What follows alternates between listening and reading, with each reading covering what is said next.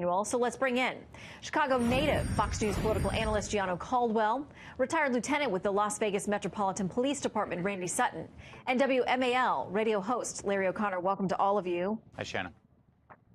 All right, I want to play something, or excuse me, I want to read you something. This is David Axelrod's tweet, not exactly a conservative. He says this: unless some better explanation surfaces, here's the lesson of this weird turn in the Smollett case. You can contrive a hate crime, make it a national news, get caught, and if you're a well-connected celebrity, get off for $10,000 and have your record expunged and files sealed. Larry? Yeah, it's true. I agree with David Axelrod and Rahm Emanuel. My head's going to explode, Shannon. But they're absolutely right. And let's not forget the origin of this story. For people to believe Jussie Smollett, and a lot of people in Hollywood believed it, a lot of people in the media believed it, and the Democrats who are running for president and are in Congress believed it, you have to believe that Trump supporters as a group of people are ignorant, racist, violent rednecks who would beat up a man because he's black and gay. That's offensive. It's despicable. The people of Chicago deserve an apology. The police department deserve an apology. And yeah, Trump supporters deserve an apology because he slimed every single one of us with this hateful lie. Well, and Gianno, the mayor today said that there are two-pronged cost. He said not only actually what we have been told estimates into the large six figures cost of what the detectives and police had to do in putting this case together, but he said there's also the ethical cost and this idea that people who are actual victims of crime, the city of Chicago has now been dragged through this, and it's been a real ordeal, and one that you can't just make go away because the charges are dismissed.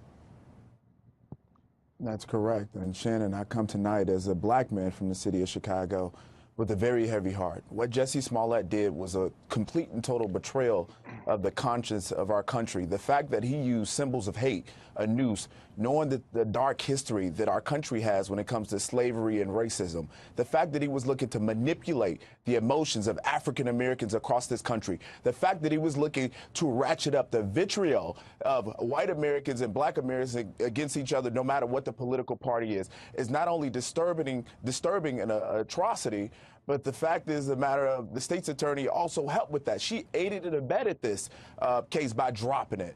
MLK said something that was very important. Injustice anywhere is a threat to justice everywhere. And this case was a complete and total betrayal of justice, and it's something that the federal government should absolutely investigate the handling of it at the state's attorney's level. Amen. Yeah, and Randy, I mean, clearly there was a big split here between the prosecutors, between the police department, who apparently wasn't consulted at all, and they appeared to be caught off guard. I want to read something from the New York Post. Kyle Smith writes this. He says, prosecutors just spat in the face of Chicago cops in Jussie Smollett case. Smollett was granted a plea bargain without the most important part, which is the plea. He accepted some punishment without admitting guilt. Don't blame Jussie, blame the Cook County State's Attorney's Office, even by Chicago standards. This is pretty Chicago. Randy? Oh, this is something that I when I actually agree with David Axelrod and Rahm Emanuel, there's definitely a strange day here. Now, this is not the first time that Kim Foxx has really let the Chicago Police Department down. She's been at war with the Chicago Police Department since her election. She is one of a new breed of prosecutor. We call them activist prosecutors.